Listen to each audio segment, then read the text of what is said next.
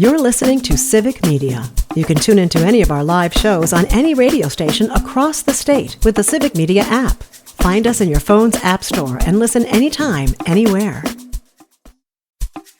This is your WLAK Daily News Roundup for Lake Air, 107.5 FM and 1260 AM in Amory. For WLAK News, I'm James Kelly. A Minnesota teen is now facing multiple felony charges in relation to a Polk County crash that left multiple people injured. According to court documents, 18-year-old Leon Klein III of Little Canada is accused of using THC prior to the March 24th crash, during which he allegedly ran a stop sign and caused the collision that left two people seriously injured. Klein also had a prior conviction for operating while intoxicated and did not have a valid license at the time of the crash. Law enforcement authorities say he admitted to using THC prior to the crash. Northern Wisconsin Congressman Tom Tiffany has signed on to a letter to Kirsten Hillman, the U.S. ambassador to Canada, requesting that she urge the country to improve its forest management practices. The letter is based on severe wildfire seasons over the past few years that have been blowing harmful smoke across the northern border. It claims that a lack of active forest management has contributed to the increasingly severe wildfires, limiting the ability of Midwest residents to enjoy the outdoors during the summer due to dangerous air quality conditions. The Department of Workforce Development has awarded nearly $2.3 million in Wisconsin Fast Forward Worker Training Grant funding. The grant funding aims to help employers meet workforce needs in fields like healthcare, manufacturing, and construction through reimbursements for occupational training programs. 3 Northwest Wisconsin businesses were among the grant awardees, including the West Eau Claire Rehabilitation and Nursing Center, Riverside Machine and Engineering in Eau Claire County, and Epicurean Cutting Surfaces in Douglas County.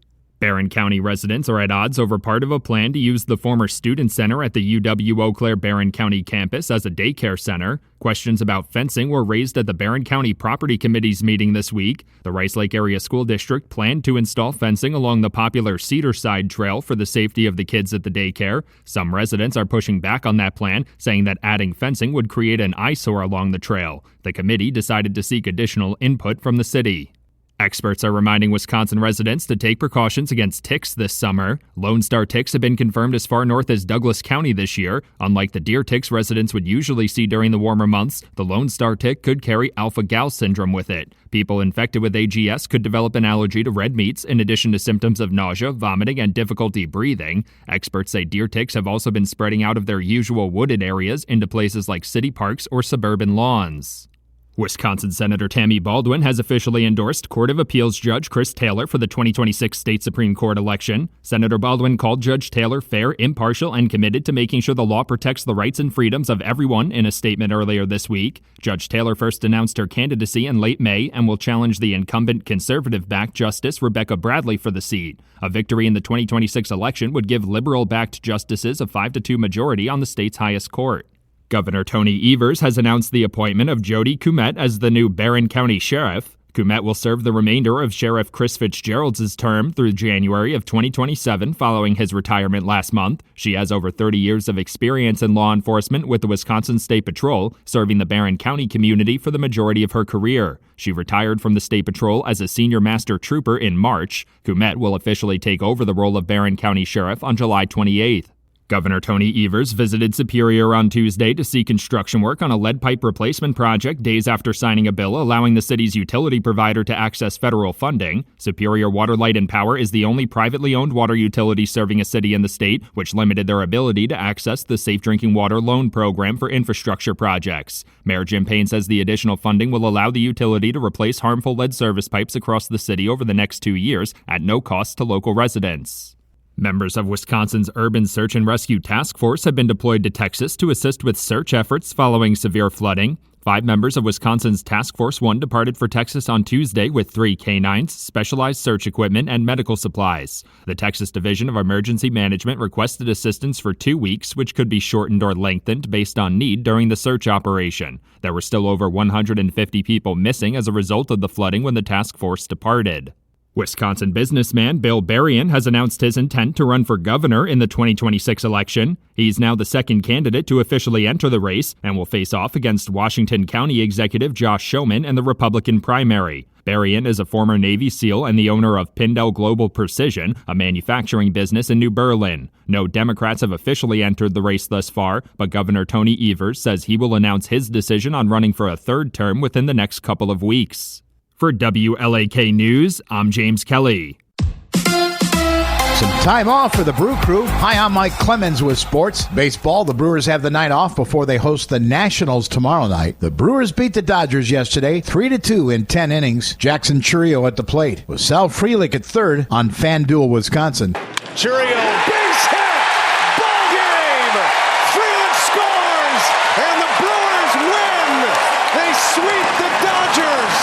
Jackson Chourio with his first career walk-off, and he makes a winner out of the Brew Crew, sending the Dodgers to their 6th straight loss. It's also the first time the Brewers have ever swept the Dodgers in a series played in Milwaukee, and after the game, it was announced that closer Trevor McGill has been selected for the All-Star game next week in Atlanta. NBA, Bobby Portis tells ESPN why he wanted to stay in Milwaukee and play for the Bucks. Just the atmosphere, man, just the culture, man, just being in Milwaukee kind of helped shape and make my career. With sports, I'm Mike Clemens.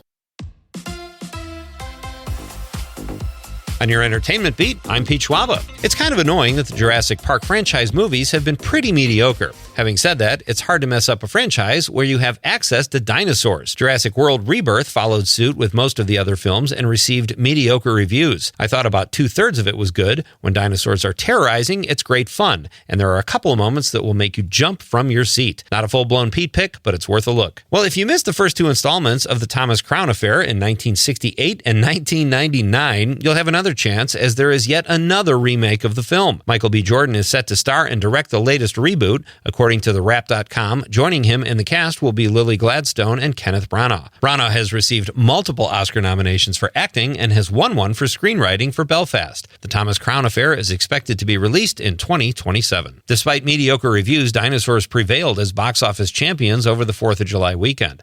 As expected, Jurassic franchise Rebirth, also known as Jurassic World Rebirth, was tops at the box office, pulling in $147 million domestically over the 5-day weekend and $318 million worldwide. The film stars Scarlett Johansson and Mahershala Ali and some pretty impressive CGI dinosaurs. Coming in second place was the Brad Pitt-driven F1, which brought in $26 million and saw a somewhat respectable drop-off of 54% from the week before. How to Train Your Dragon came in third place with about $10 million in its 4th week of release. The family film is now at $224 million domestically, with well over $500 million worldwide. Rounding out the top 5 were the Pixar film Elio with about $5 million buku Dolores, and 28 years later came in 5th place with $4.6 million at the gate. Actor Mark Ruffalo has taken shots at podcaster Joe Rogan, insinuating that Rogan is late to the game with his ICE raid outrage. The Kenosha-born Ruffalo said it's a little late now to pretend like Project 2025 didn't exist and wasn't the playbook all along, saying about Rogan, "You are either not that smart or not that dumb. It's hard to tell at this point." Ruffalo has a host of projects set to drop in the coming months, and despite a solid performance as always, is still probably trying to forget he was part of Mickey 17. AMC Theaters recently announced they would play more commercials before movies to help offset a budget deficit. That's probably not something most moviegoers wanted to hear, but in a move in the other direction, beginning July 8th, the movie chain will offer 50% off tickets on Tuesdays and Wednesdays. The chain has also announced they will offer discount popcorn and soda on those days.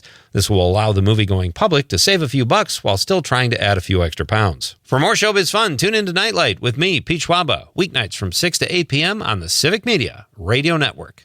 It is going to be partly to mostly cloudy today with a chance of scattered thunderstorms. Our high right around 85 this afternoon. Tonight, thunderstorms are possible with a low in the low to mid-80s. Tomorrow, scattered thunderstorms likely with a high in the upper 70s to low 80s. I'm meteorologist Sean Cable. Currently, it's 69. That's your WLAK Daily News Roundup from Civic Media. Subscribe to this podcast on Spotify, Apple, or wherever you find your podcasts. Find more news at lakeair.radio.